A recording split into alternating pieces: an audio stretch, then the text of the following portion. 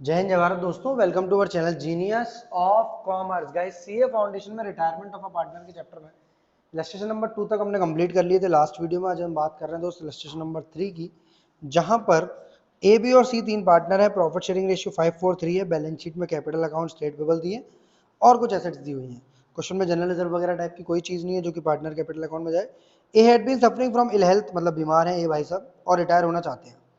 31 मार्च 2020 को उन्होंने ये शर्तें रखी हैं कि 31 मार्च 2020 का जो प्रॉफिट है वो 48,000 रुपये, 48,000, which was to be reopen. Reopen मतलब उसको दोबारा से एडजस्ट करना पड़ेगा। B was to be credited with ₹4,000 as bonus in consideration of the extra work which had been devolved upon him during the year. The profit sharing ratio was to be revised from 1st April 2019 as to 3:4:4। मतलब question में लग ऐसा रहा है कि question retirement का है, फिर दो रेशियो के होने से ऐसा लग रहा है change in profit sharing ratio का क्वेश्चन है, जबकि हुआ क्या है। सिचुएशन कुछ ऐसी है दोस्त कि आप यहाँ 31 मार्च 2020 को खड़े हो जब ए कह रहा है कि मैं रिटायर होना चाहता हूँ, ठीक है। यानी इनके जो भी पैसे बनते हैं प्रॉफिट एंड लॉस के, रिवैल्यूएशन के, प्रॉफिट लॉस अगर कोई है, गुडविल का पैसा, तो इन्हें देकर छुट्टी कर दिया जाए जहां पर ए रिटायर होना चाहते हैं।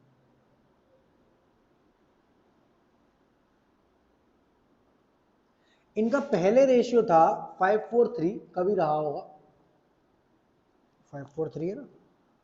हाँ, बट 1 अप्रैल 19 से यहां पर 1 अप्रैल 19, सबसे इंपॉर्टेंट चीज यही है, अगर प्रॉफिट शेयरिंग रेशियो यहां चेंज होता तो पहली बात ए का तो आता ही नहीं क्वेश्चन। बी और सी का प्रॉफिट शेयरिंग रेशियो आता। अगर 31 मार्च 20 के बाद ये प्रॉफिट शेयरिंग रेशियो चेंज करते तो न्यू रेशियो दो लोगों का होता या तीन लोगों का? सर दो लोगों का होता, तो हम गेनिंग रेशियो निकाल लेते और न्यू माइनस ओल्ड कर कर और उसमें गुडविल एडजस्ट कर देते। बट क्वेश्चन में ऐसा नहीं है, वो एक न्यू रेशियो अलग दिया हुआ है बी और सी का।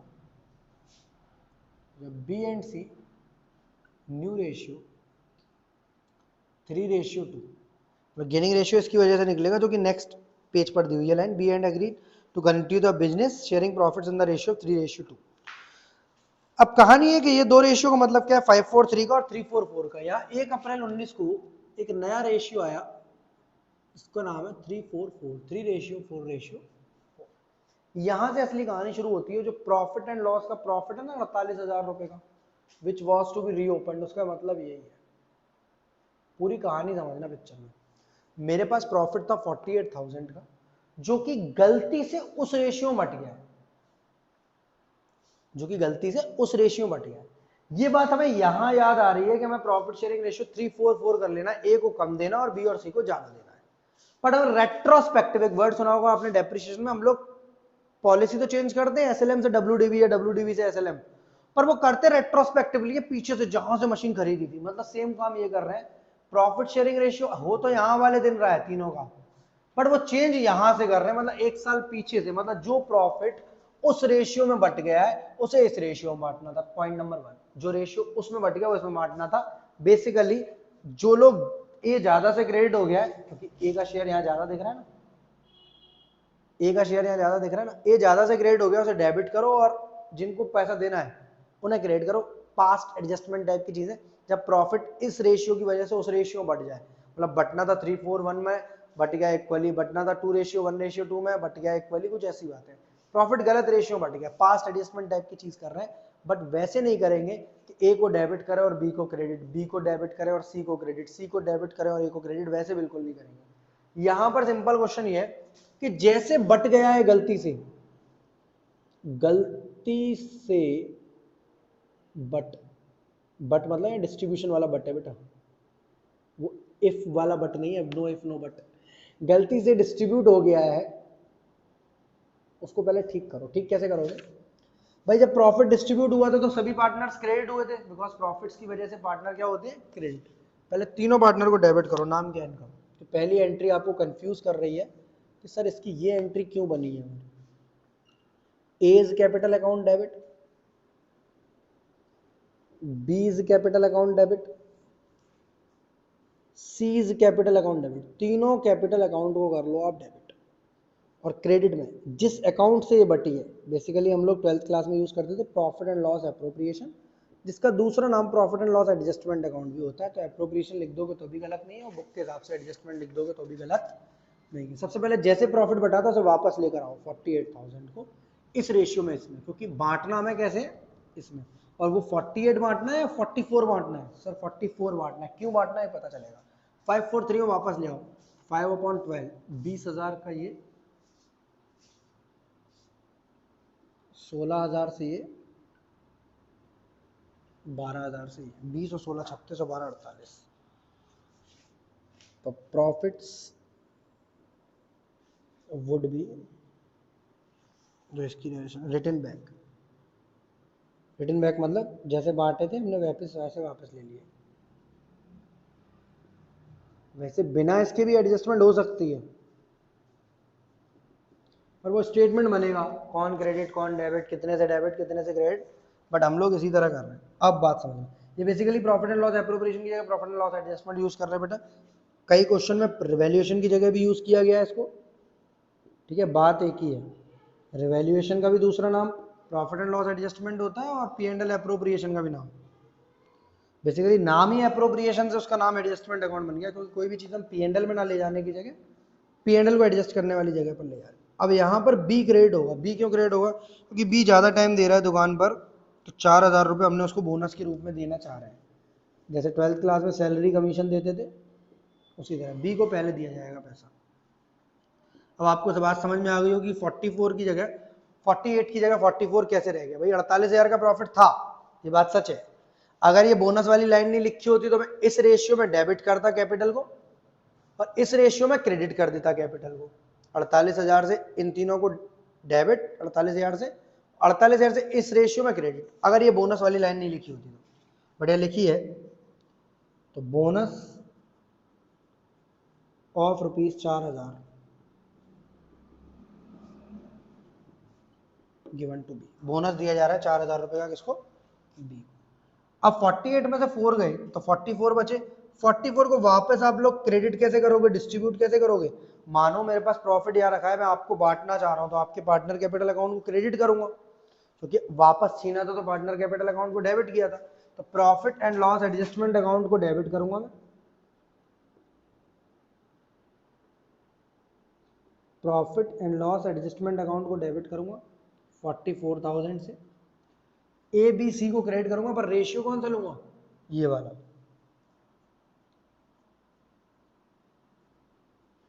To A's capital account to B's capital account to C's capital account. 44,000 344 में बटेगा तो 12,000 इसको मिलेगा, 16,000 इसको मिलेगा, और 16,000 इसको मिलेगा। तो profits of ₹44,000 given to A B and C in 3:4:4। Profit 44,000 बटेगा 3:4:4 में ए बी और सी। अब कहानी शुरू होती है असली एडजस्टमेंट्स की। यहां पर क्वेश्चन में पॉइंट नंबर 1 तो पूरा कंप्लीट कर लिया हमने, प्रॉफिट को पहले वापस छीना, फिर एक को जिसको बोनस देना था बोनस दिया, और फिर बचे हुए प्रॉफिट को हमने वो कर लिया। एक बार देखिए ना, कहीं कैलकुलेटर रखा होगा इधर या उधर में, कहीं अभी भी रख के आया हूं मैं। पॉइंट नंबर 2 बोल रहा है goodwill was to be valued at 2 year purchase of the average profit of the preceding 5 years. 5 साल के प्रॉफिट का एवरेज प्रॉफिट निकालकर 2 में मल्टीप्लाई करना है, जिसकी वजह से गुडविल आई है हमारी 56,800 56,800 रुपीज। बट वो तो एकदम सही है, 56,800 पहले से निकली हुई है, हमें गुडविल निकालने की जरूरत नहीं है। अब क्वेश्चन में फिक्सचर्स जो है वो 10,980 के, पहले थे 8,200 के, अब 10,980 के आप मान रहे हो। प्रोविजन बनाना 2% डाउटफुल डेट्स पर, और रिमेनिंग एसेट्स को बुक वैल्यू पर छोड़ दो। इतनी बातें लिखी हुई हैं कि फिक्सचर्स को आपको 10,980 का, इसकी भी जर्नल एंट्री बनेगी। तो फिक्सचर्स देख लें, पहले 8,200 का था, अगर किसी एसेट की वैल्यू बढ़ती है तो प्रॉफिट होता है, और प्रॉफिट होता है तो रीवैल्यूएशन अकाउंट क्रेडिट हो जाता है। Fixtures account debit to revaluation. Sir एक बार सॉल्यूशन तो देख लो, वहां का तो कहीं रिवैल्यूएशन यूज ही नहीं किया उसने, सीधे फिक्सचर्स टू प्रोविजन। भैया वो रिवैल्यूएशन को रिवैल्यूएशन से काट दे रहा है डायरेक्ट, खत्म कहानी। पर हमें ऐसा नहीं करना है, सर मेमोरेंडम रिवैल्यूएशन तो नहीं है, नहीं रिवैल्यूएशन तो नॉर्मल वाला ही है, आपको इनकी बुक वैल्यू चेंज करनी है।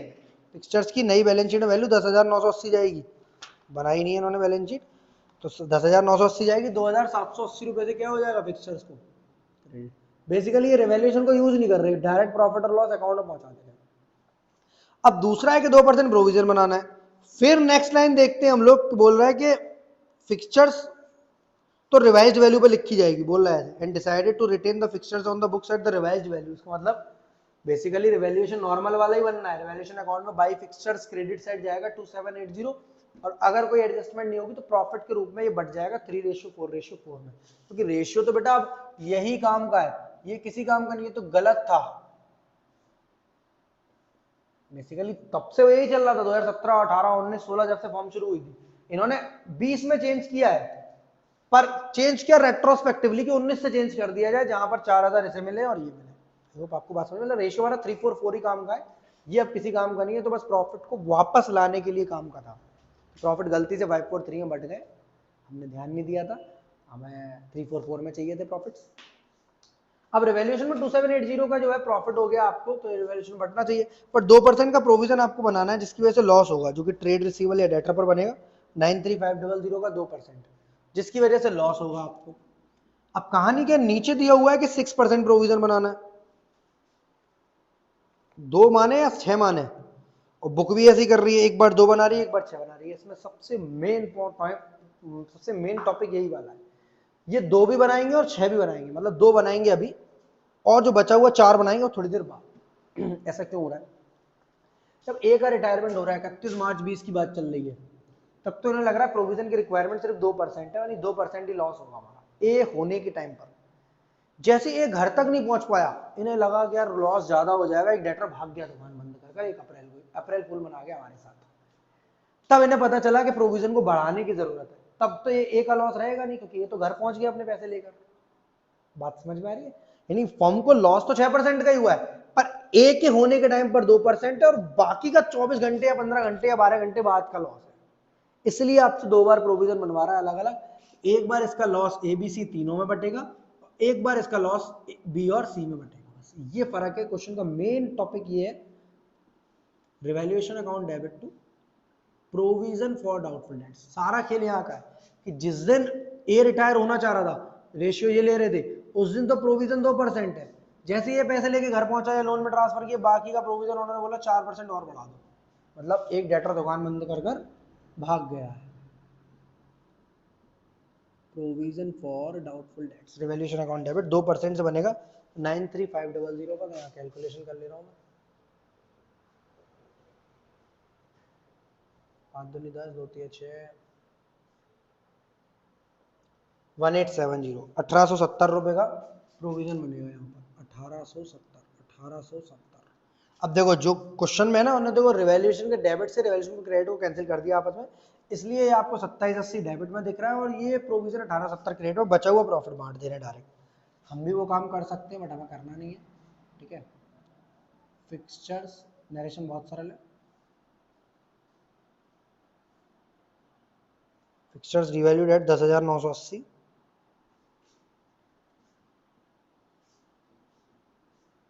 और आपका provision for doubtful dates at the rate 2% created on debtor कितने के बेटा,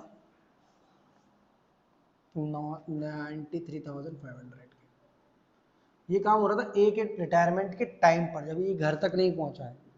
इसका मतलब 2,700 का 80 का प्रॉफिट और 1870 का लॉस, दोनों को माइनस करेंगे, 27 में से 18 के 9, 8 में 7 के 10, 910 रुपये का प्रॉफिट है, जो कि रिवैल्यूएशन के रास्ते से बढ़ जाएगा। सर अगर हम यहाँ भी P&L एडजस्टमेंट लिख देते हैं रिवैल्यूएशन की तरह तो भी सही है। सर अगर हम रिवैल्यूएशन नहीं लिखते, इनकी तरह डायरेक्ट कर देते तो भी सही है, समझ में आना जरूरी है। अब ये प्रॉफिट या लॉस तीनों का है बेटा, ए का भी, बी का भी, सी। इसके बाद जो लॉस होगा, अभी थोड़ी देर बाद होने वाला एक और लॉस, इसके बाद का जो लॉस है वो तीनों का लॉस नहीं होगा, वो सिर्फ बी और सी का लॉस होगा, ठीक है। जो अभी प्रोविजन का ये वाला लॉस होगा वो तीनों का नहीं होगा। 970 रुपए के प्रॉफिट को 910 रुपये के प्रॉफिट को 3:4:4 में बांटना है। तो 91, 9×3 = 27, 9×4 = 36, 368, 300 क्या कर रहा हूँ मैं, 910 का ही है ना, 27 में से 18 गए 9, 8 में 7 गए 2 3 3 6 2 8, 344 में तो बांटना है। 910, 3 × 3, 3 × 9 = 27, 273, इसमें 248 क्यों आ रहा है? अरे यार 3 4 7 और 4 11, 3/11 है। 11 1 जा 11, 11 7 जा 8, 11 8 जा 88, 3 बचा, 11 2 जा 22, 8 बचा 82.5,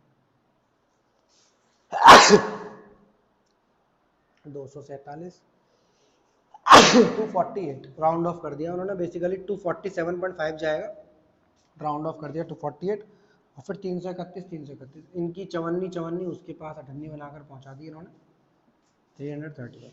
तो यहाँ लिखेंगे प्रॉफिट ऑन रिवैल्यूएशन। देखो बुक ने डायरेक्ट कर दिया रिवैल्यूएशन से, रिवैल्यूएशन कैंसिल, हम लोग पूरा शो कर रहे हैं।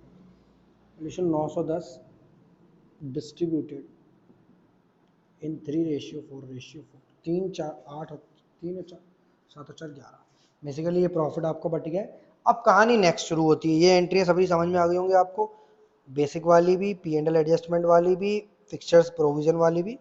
अब एक तो एंट्री बची है गुडविल वाली, और एक बची है प्रोविजन फॉर डाउटफुल डेट दोबारा बनाना है। प्रोविजन फॉर डाउटफुल डेट जो दोबारा बनाना है उसे भी ये लोग डायरेक्ट एडजस्ट कर रहे हैं, और हम लोग करेंगे शो कर revaluation account debit to provision for doubtful debts. तो है क्या, प्रोविजन बोल रहे 6% बनाना था, 2 तो ऑलरेडी बन चुका है आपका। तो जब आप 6%, अब मैं भी कैलकुलेटर उठा ले रहा हूँ इस वाले क्वेश्चन से, बहुत कैलकुलेशन करा ली, टाइम वेस्ट कर लिया। 5610 का प्रोविजन बनना है और ऑलरेडी बना हुआ है 1870 का। 3740 का बनना है नया, बहुत बढ़िया। 3740 का प्रोविजन और बनेगा, तो 3740, इसका लॉस बेटा सब में नहीं बटेगा, लॉस हो गया ना, रिवैल्यूएशन में डेबिट साइड चला गया, ऐसे ये बन रहा था। तो provision for doubtful dates raised bye 4% लिख दो, या क्रिएटेड एट 6%, एक ही बात है। अब इसका जो लॉस है 3740 वो सब में नहीं बटेगा, वो बी में बटेगा और सी में बटेगा। सबसे मतलब ही क्या है सर, सबसे मतलब है ए और आता पिक्चर में, पर ए तो अपने घर पहुंच गया है सर, अभी तो पहुंचा ही नहीं, हमने लोन वाली एंट्री तो डाली नहीं। हाँ वो डालनी चाहिए हमें, बट सारा काम एक ही दिन हो रहा है। B's capital account debit, C's capital account debit to revaluation account, कितना बनेगा 3740 को 3:2 में बांटेंगे दोस्त आप, क्योंकि नया रेशियो 3:2 है। 5 7 या 35 और 2 बचा, 5 4 या 20, 748 इंटू 3, तो 2244, तो ये हो गए 1596 हो गए, 1496 हो गए। तो 2244 रुपये से इसे डेबिट कर दो, 1496 से 22 14 36 और 137, 3740 का लॉस बट गया आपका। तो revaluation loss of ₹3740 debited in B and C 3:2, debit कर लिया 3:2 में बी और सी के कैपिटल अकाउंट। अब दो ही चीजें, एक ही चीज रहेगी केवल गुडविल की एंट्री पास करना आपकी, जो कि आपके लिए पहले गेनिंग रेशियो निकालना पड़ेगा कि भाई ए के जाने से किसको फायदा किसको घाटा, इसके बाद हम पार्टनर कैपिटल अकाउंट बनाएंगे नेक्स्ट चीज में। Gaining ratio equals to new minus old, B gains और सी गेन्स।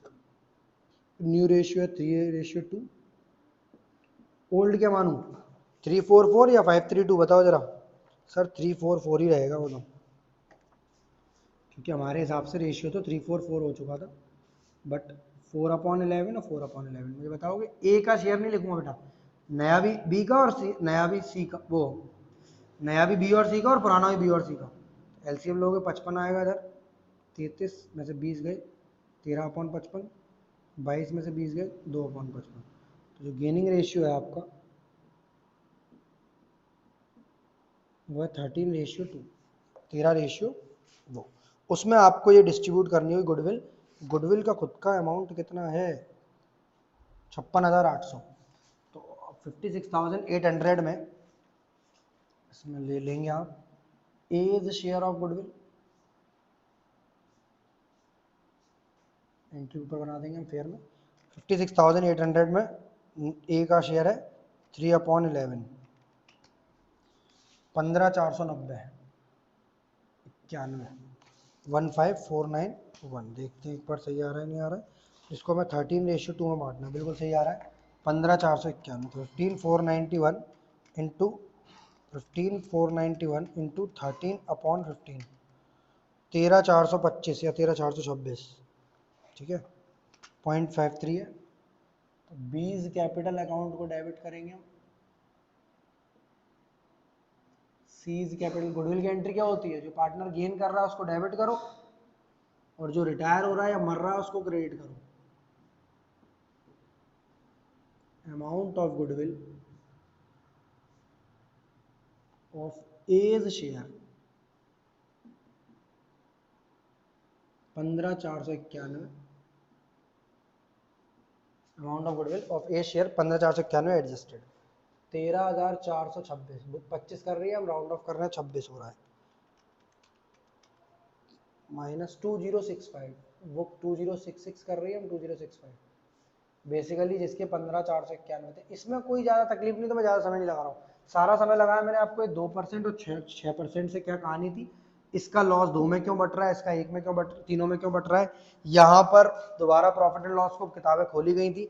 अब last A's capital to A's loan की एंट्री भैया बनानी तो यहाँ पर चाहिए मुझे, पर उसके लिए मुझे कैपिटल अकाउंट बनाना पड़ेगा, उसके लिए जगह नहीं है। A's capital to A's loan के लिए मैं यहाँ पर जगह छोड़ दे रहा हूँ, मतलब एंट्री लिख दे रहा हूँ और लास्ट में मैं उसमें अमाउंट डाल दूंगा। ए को सारा पैसा दिया नहीं है, लोन में ट्रांसफर किया है, इसके लिए मुझे इनकी ज़रूरत पड़ेगी। ओके चलो, तो हम इसको रफ कर पार्टनर कैपिटल अकाउंट और बनाने की कोशिश करते हैं। तो गाइस देन आपको नेक्स्ट पार्टनर्स कैपिटल अकाउंट यहाँ पर और बनाना है क्वेश्चन में, जिसके लिए मुझे यहाँ पर रफ करना पड़ा था। और हमने सिर्फ एक एंट्री ऐसी गायब कर दी है बीच में से, इन दोनों के बीच का जो प्रॉफिट था 910 रुपये, जिसको हमने बांटा था यहाँ पर, और अमाउंट था 248, 331 और शायद 331, 248, 331, 331, उसको हमने गायब कर दिया। बाकी सभी चीज़ें मैं आपको एंट्री से सिखाऊंगा। सबसे पहले आपको बाई बैलेंस बीडी डालना है, जो इनमें दिया हुआ है, क्वेश्चन बड़ा आड़े टेढ़े बैलेंस दिए हुए हैं। बाई बैलेंस बीडी 135930, इसके अलावा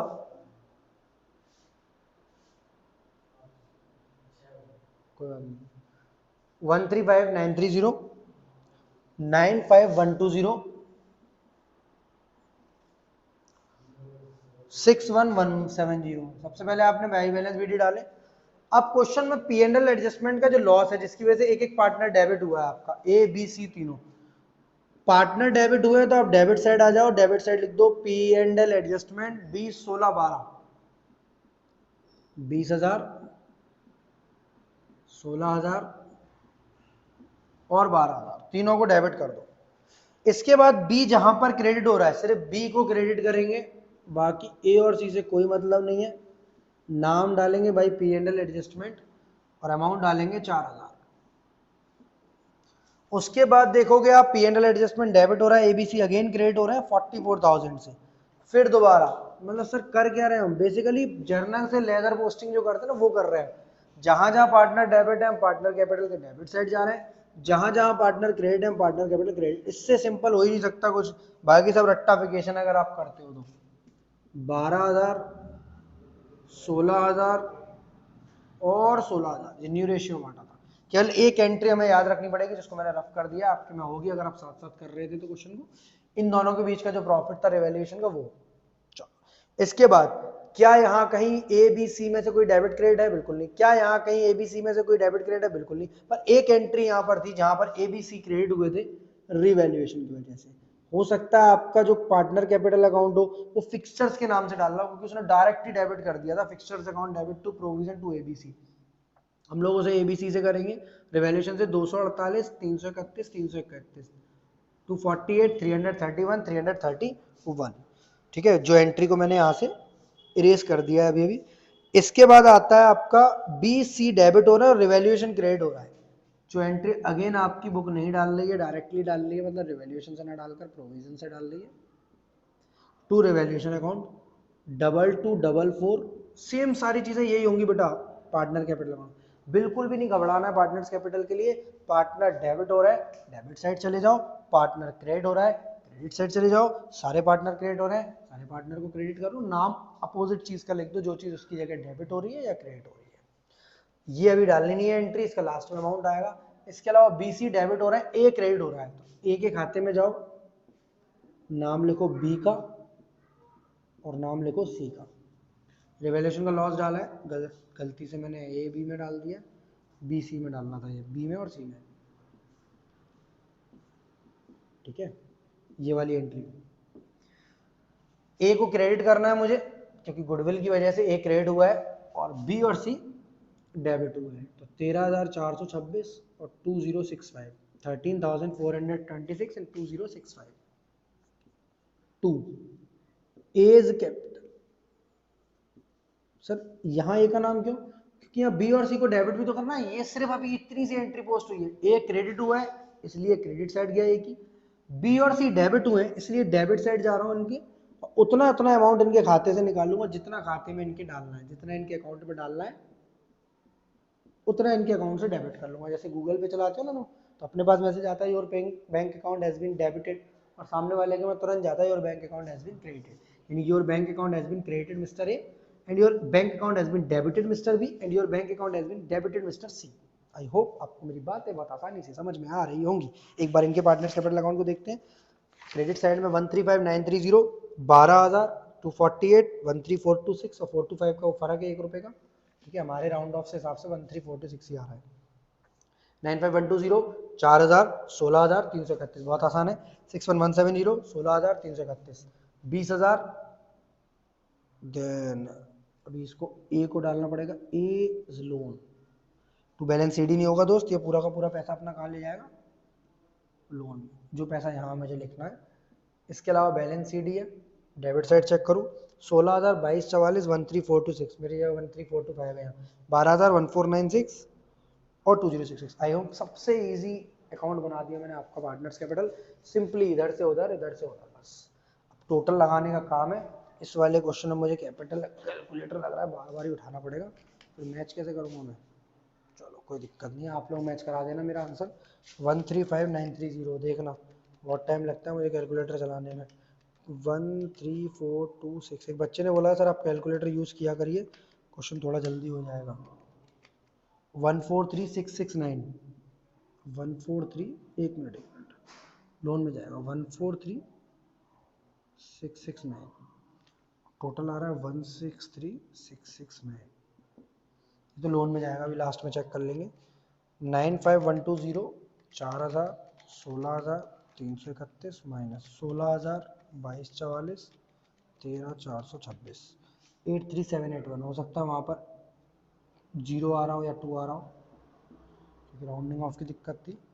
61,170, 16,331 माइनस 12,000, 1496, 2065, 61,940। हो सकता है वहाँ 1 आ रहा हो। तो ये है आपके बेसिकली पार्टनर्स कैपिटल अकाउंट का पूरा क्वेश्चन।